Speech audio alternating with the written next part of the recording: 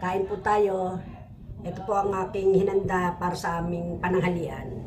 So, dahil kami hindi nagkakanin, medyo last na kami sa kanin, kaya laging bisang gulay, ganito, isda, gulay, o kaya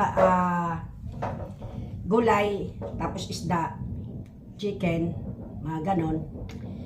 Ngayon, eto po, medyo naligo muna ako kasi para ready sa pananghalian ko. Para ba fresh na fresh ang aking pagkain. Ganon kasi ginagawa ko eh.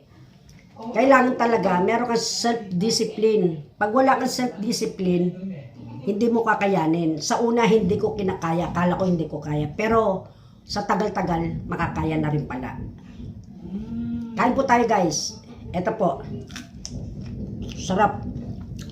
Lalo na yung pipino, manamis-namis. Tapos ito, kamatis. Nanda ko talaga. Ganito lang ng lagi. Pero hindi naman laging ganito ang prepare nito, ang preparasyon. Iba-iba siya. Ngayon ito. Sa susunod, makikita nyo rin na naman ang ipapakita ko sa inyo sa video ko. Abangan nyo na lang.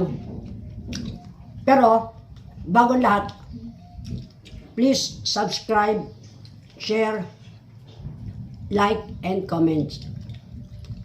Kain po tayo. Ito, saging.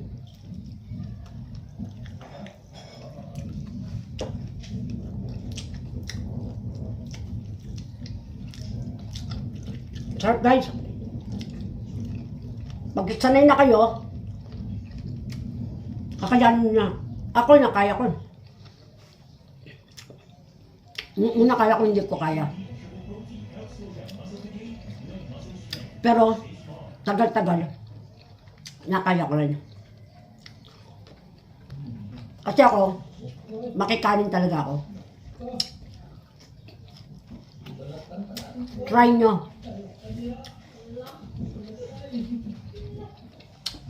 Pag nag-diet kayo, maniwala ka sa akin.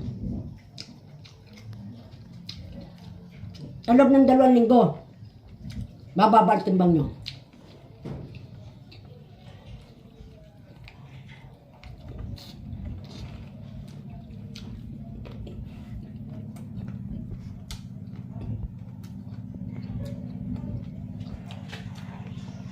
Sarap. Saging. Katulad na ngayon, karamihan ang dahil sa kanin, maraming sakit.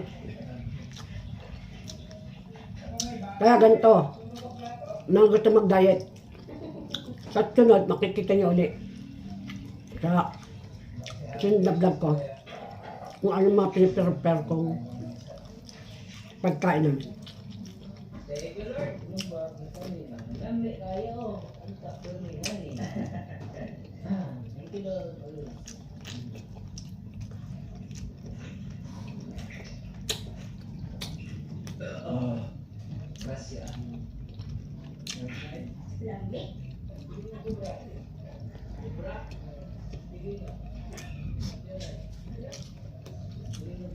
Sarap guys. Dito pala busog ka na.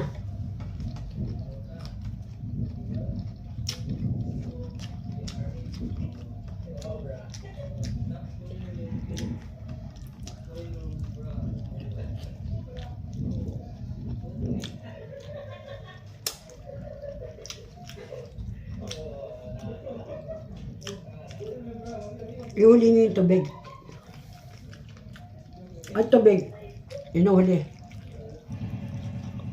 Pwede rin, uminom muna kayong tubig.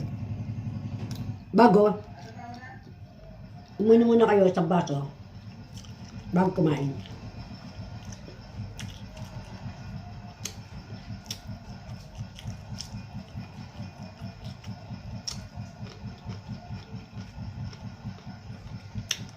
Ako talaga beli ko sa pipino. Beli ko sa gulay.